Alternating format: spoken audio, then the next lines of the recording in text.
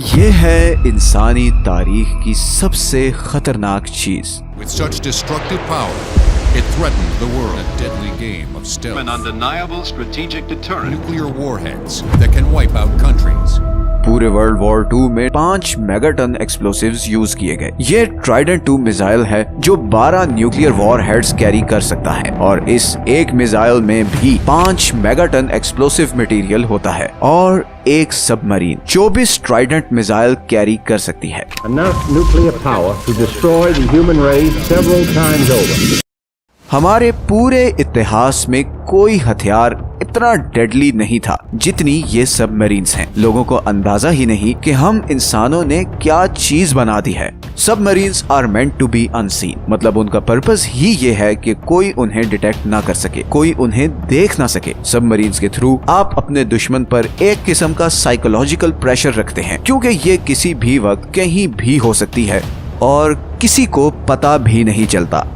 हो सकता है कि आप समुद्र में मजे से नहा रहे हो और आपके नीचे 48,000 टन वजनी एक न्यूक्लियर सबमरीन हो जो एक बटन पर आधी से ज्यादा दुनिया तबाह कर सकती है। लेकिन हम यहाँ तक पहुँचे कैसे?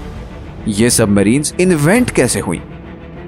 एक सबमरीन 3 से 4 महीने समुद्र के इतना नीचे कैसे रह सकती है? और सबसे बढ़कर मैं ये क्यों कह रहा हूँ कि ये सबमरीन्स पूरी ह्यूमन हिस्ट्री में सबसे खतरनाक चीज हैं। आइए जानते हैं इन सब सवालों के जवाब। सच ये है कि इस वीडियो में हम इंसान हमेशा से अंडर वाटर जाने के तरीके ढूंढते आए हैं। ये एक बहुत पुरानी तस्वीर है अलेक्जेंडर द ग्रेट की, जिसमें वो एक बहुत बड़े ग्लास बैरल में पानी के नीचे जा रहा है। ये करीबन 2000 साल पहले की बात है। फिर 1800 साल बाद लियोनार्डो डा विंची ने अंडर वाटर जाने वाली एक नाव का एक स्केच बनाया। मजे की बात यह है कि लियोनार्डो ने ऐसे सारे स्केचेस बड़े सीक्रेट रखे थे बिकॉज उसे डर था कि इंसान ऐसी शिप्स को एक दूसरे को नुकसान पहुंचाने के लिए यूज करेंगे। फिर 1775 में एक डच साइंटिस्ट ने समुद्र के नीचे जाने वाली बोट बनाई जो कुछ ऐसी दिखती थी।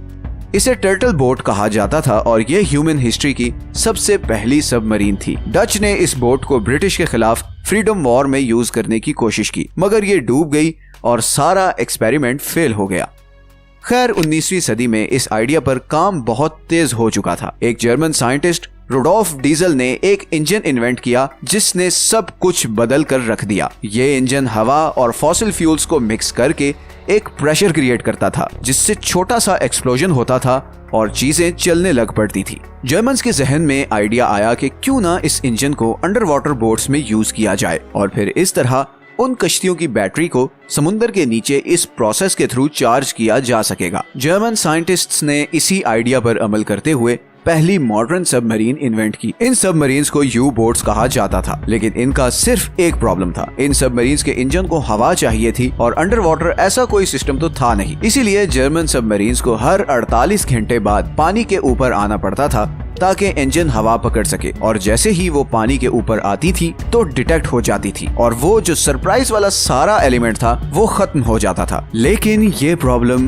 बहुत जल्द सॉल्व होने वाली थी। 20वीं सदी में इंडस्ट्रियल रेवोल्यूशन के बाद एक टेक्नोलॉजी बूम आया। दुनिया की सुपर पावर्स एक से बढ़कर एक खतरनाक हथियार बना रही थी जिससे वो अपने दुश्मनों को तबाह कर सके। अभी वर्ल्ड वॉर 1 की होलनाकियों को 20 साल भी नहीं गुजरे थे कि दुनिया में दोबारा एक विश्व युद्ध शुरू हो गई। 1939 में शुरू होने वाली वर्ल्ड वॉर 2 में करोड़ों लोग मारे गए और वेस्टर्न वर्ल्ड लिटरली खंडर बनकर रह गई थी। जर्मनी वर्ल्ड वॉर 2 हार गया और उसकी ये you boat submarines America, UK और सोवियत यूनियन के हाथ लग गई। इन तीनों कंट्रीज को ये अंदाजा था कि उनके हाथ बहुत जबरदस्त टेक्नोलॉजी लगी है, क्योंकि एक बात तो साफ थी कि जिसने भी अब दुनिया पर हुकूमत करनी है उसे इन समुद्रों पर कब्जा करना होगा। और यही वो टर्निंग पॉइंट था जिसके बाद इन तीनों कंट्रीज ने सीक्रेटली सबमरीन टेक्नोलॉजी पे बिलियंस ऑफ डॉलर्स की इन्वेस्टमेंट करना शुरू कर दी। इसी सारे पीरियड में 1940 से 1950s के दरमियान साइंटिस्ट्स एटम को स्प्लिट करके न्यूक्लियर एनर्जी डिस्कवर कर चुके थे और इस न्यूक्लियर एनर्जी की खास बात ये थी कि इस सारे न्यूक्लियर फिजन प्रोसेस को हवा की जरूरत नहीं थी। फिर 1950s में एक अमेरिकन नेवी ऑफिसर हेमैन रिकओवर के दिमाग में एक आइडिया आया कि अगर हम न्यूक्लियर एनर्जी के जरिए इलेक्ट्रिसिटी जनरेट कर सकते हैं और इस सारे प्रोसेस में हवा की भी जरूरत नहीं, तो क्यों ना ये न्यूक्लियर रिएक्टर सबमरीन्स में लगाए जाएं। और इस तरह जो सबमरीन को हर 2 दिन के बाद पानी के ऊपर आना पड़ता है, उसकी भी जरूरत खत्म हो जाएगी। उसने ये आइडिया अमेरिकन नेवी चीफ को बताया। अमेरिकन चीफ ने इंजीनियर्स को ऑर्डर किया कि वो न्यूक्लियर प्लांट सबमरीन के अंदर लगाकर रिकओवर के आइडिया को टेस्ट करें, और ऐसा ही किया गया। एक्सपेरिमेंट सक्सेसफुल हो गया और फिर सब कुछ बदल गया। The level of nuclear power has broken those bonds. Can go around the world on a core of uranium only slightly larger than a golf ball.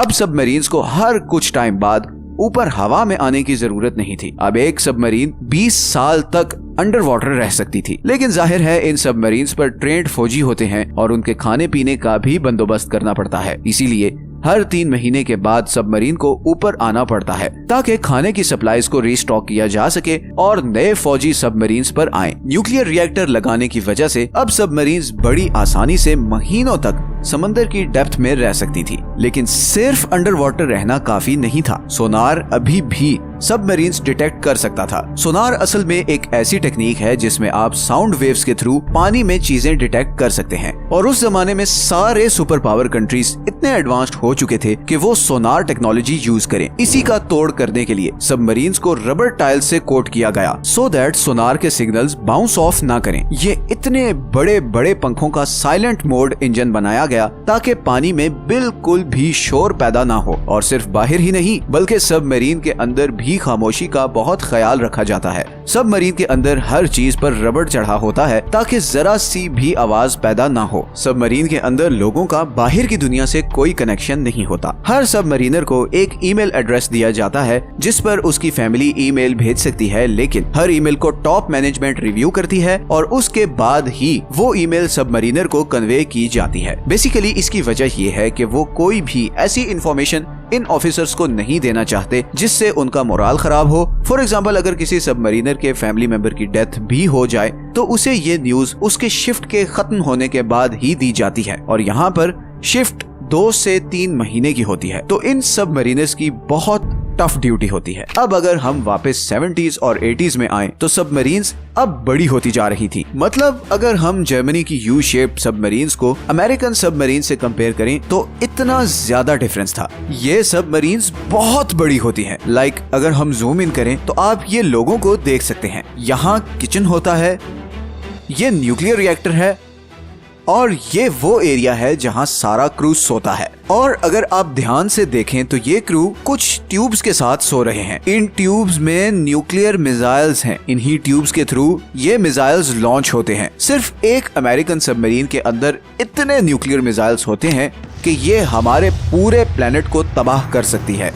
ये सारा कुछ बताने के बाद अगर हम अब सबमरीन्स के असल पर्पस की तरफ आएं तो वो है retaliating a nuclear first strike. इसका मतलब ये है कि अगर कोई country, let's say America, Russia पे न्यूक्लियर अटैक करता है तो रशियन सबमरीन समुद्र के नीचे किसी अननोन जगह पर होने की वजह से न्यूक्लियर स्ट्राइक सर्वाइव कर जाएंगी, और बदले में वो भी अमेरिका को न्यूक्लियर मिसाइल से टारगेट करेंगी। और इन न्यूक्लियर सबमरीन्स को किसी गवर्नमेंट अथॉरिटी की इजाजत की जरूरत भी नहीं होती। सो अगर लेट्स से अमेरिका रशिया पर न्यूक्लियर स्ट्राइक करता है तो रशियन सबमरीन्स के कमांडर्स किसी भी ऑर्डर का वेट किए बगैर अमेरिका पे वापस न्यूक्लियर स्ट्राइक करेंगे। इसीलिए हर सबमरीन के सेफ बॉक्स में सीक्रेट लेटर होता है। अगर किसी कंट्री पर न्यूक्लियर अटैक हो जाए और उस कंट्री की लीडरशिप उस अटैक में मारी जाए तो उस लेटर में ये लिखा होता है कि अब सबमरीन के कमांडर को क्या करना है। इसीलिए ये सबमरीन एक किस्म का साइकोलॉजिकल डिफेंस है, जिसकी वजह से दूसरा कंट्री आपके कंट्री पे न्यूक्लियर अटैक नहीं करता। और इसीलिए इतने सारे न्यूक्लियर बॉम्ब्स होने के बावजूद रशिया और अमेरिका एक दूसरे पर अटैक नहीं करते। ये सबमरीन्स ही न्यूक्लियर वॉर को रोके हुए हैं। इस वक्त दुनिया में 6 कंट्रीज के पास न्यूक्लियर सबमरीन्स हैं, जिनमें अमेरिका,